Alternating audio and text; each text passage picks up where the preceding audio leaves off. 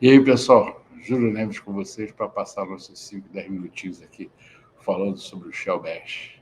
Tá? Dessa vez nós vamos começar uma série de 5 vídeos sobre comandos condicionais. Tá? Muito legal, vocês vão ver só, comando condicional do Shell é tudo de bom. O Shell trata os comandos condicionais de uma forma totalmente diferente das outras linguagens. E essa forma diferente, ela é legal porque ela te dá muito mais opção do que qualquer conjunto de comandos condicionais que eu já vi. Até porque o conjunto de comandos condicionais das outras linguagens normalmente é o if e o case. E aqui é muito baixo, por isso que eu estou fazendo 5 vídeos para vocês, tá legal? Então, e os vídeos são esse aqui, ó. Iremos explorar a variável $interroga, o comando if, o comando teste, os operadores condicionais, que esse carinha daqui, às vezes, ele substitui, ele finge substituir um else sem sequer ter o if, e o comando case, que tem muito mais opções do que o comando case comum, tá? Ué, para entender o comando condicional, é necessário conhecermos uma variável, essa variável do interroga? Sim, sonoramente sim. Por quê? Essa variável ela é importantíssima. Olha ela aqui trabalhando para vocês. ls arcnull. Esse arquinull não existe, então põe aqui, ó, ls não foi possível acessar, aquela mensagem de erro do ls. Eco $interroga, um comando mal sucedido, eco $interroga vem 2, tá vendo? Diferente de 0. O $interroga vem diferente de 0, porque o comando foi mal sucedido. grep, o usuário null do /etc/PSWD. Esse cara não existe, esse usuário null não existe, isso é presepada minha, eco $interroga veio 1. Ou seja, diferente de 0, então o comando foi mal sucedido. Agora, veja só, se eu fizer ls-arc e eco $interroga, o arc existe aqui, ele listou até o arc aqui, ó. Eco $interroga 0. Bem sucedido, ele volta a 0. Se eu fizer um grep root /etc/PSWD, claro que o root está lá no /etc/PSWD. Então, eco $interroga, ele lista a linha do root aqui, que ele pegou aqui no grep, e eco $interroga 0. Cara, olha só, esse $interroga é um cara tão importante que o grep tem a opção "-q" de quiet para ele fazer esse grep aqui, sem botar essa linha aqui, sem botar essa linha de saída, só devolvendo o $interroga. Por quê? O if ele não vai testar uma condição igual, maior, menor. O if vai testar o grep direto. Tá? Então, isso a gente vai ver ao longo desses vídeos. O conteúdo dessa variável é gerado pelo comando exit e ou pelo return. Return é a mesma coisa que o exit, só no caso dele estar dentro de função, porque o return aborta uma função, não aborta o programa. O exit aborta o programa. E pode variar de 0 a 255, sendo 0 destinados ao comandos e scripts bem-sucedidos, e podem ser vistos na seção exit velos no man de cada comando, né? Ou então no manual do teu script. Se você fizer o manual de usuário do teu script, você põe lá os exit velos, quais são os valores de saída, tá? E todo man de comando, no caso de você estar falando de comando, todo man de comando tem lá essa seção exit velos no final. Se não tiver, porque só tem um exit velo que é 1, tá? Se tiver mais de um, vai ter essa variável exit velo. É bacana até você dar o man no PSWD, você vai ver que lá no final você vai ter 8 ou 9 códigos diferentes, tá? Quero mostrar 3 casos diferentes para você, 3 casos diferentes entre si, né? Cada TST1, cat tst1.sh, estou listando esse arquivo aqui, que não tem nada nele, só tem /b/bash, eco, o $interroga será devido ao eco. O $interroga será devido ao eco. Que eco? Esse aqui. Esse aqui, repare que é a última instrução desse scriptzinho aqui. Então, esse script vai passar para a saída o $interroga desse eco. Ele botou lá na tela que vai ser devido ao eco. Se eu der um eco $interroga, deu 0.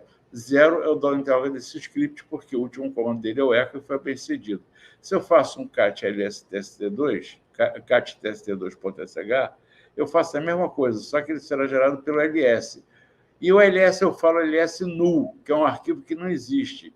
Esse carinha aqui, ó, 2 maior e comercial traço, é a mesma coisa que 2 maior /dev /null. Só que o e comercial traço, em vez de fazer um I/O para o dev, em vez de ele fazer um I/O no dev, ele não vai fazer um I/O lá, ele simplesmente vai trancar a saída. Então, ele é ligeiramente mais rápido que o /dev /null. Tá legal?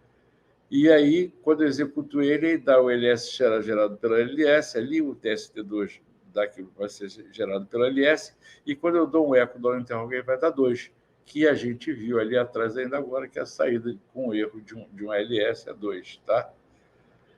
Quando eu dou um tst3, ele vai me dar a mesma coisa, será gerado pelo exit, e no final eu ponho aqui o exit 100. Tá?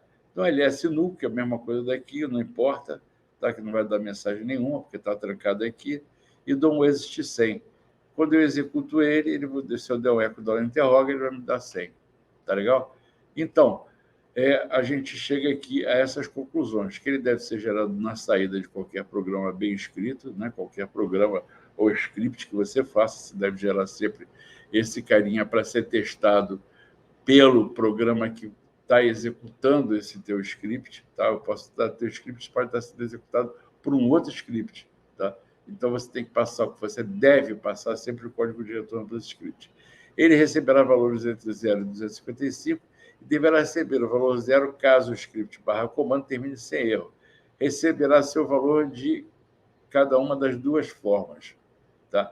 Ele vai receber, caso ele não exista, caso não exista o comando exit ou return, ele receberá o código do último comando que você executou, o código de retorno do último comando que você executou. Foi o que a gente viu ali no ls e no grep, tá? Que botou 2 para o ls e 1 para o grep, e depois voltou 0 para ambos. Caso exista um exit ou return, receberá o código de retorno passado por esse comando. Se tiver o exit ou return, vai passar esse. Sendo que o return é a saída de uma função e o exit é a saída de um programa. Então, dentro de uma função, eu posso passar um código de retorno para dentro do programa, para dizer se a função foi bem sucedida ou não. Tá legal? Para finalizar, uma super dica sobre essa variável, mas referente aos comandos de loop. Tá? O while permanecerá no loop enquanto o $interroga for 0. O until permanecerá no loop até que $interroga seja igual a 0. Tá? Por quê? Porque tanto o while quanto o until, assim como o if, eles testam instruções, não testam condições. Tá? E a gente vai ver que a gente tem uma instrução que é uma instrução de teste. Tá? Então, pessoal, assim como os comandos operadores, o while e o until, que são comandos de loop, também testam a variável do interroga. Então, pessoal, o que eu quero dizer para vocês é o seguinte: no próximo vídeo, que vai ser daqui a 2 dias, eu vou estar falando sobre o if, depois vou estar falando sobre um comando que testa condições, que é o comando teste. Tá? Depois vou estar falando sobre o case.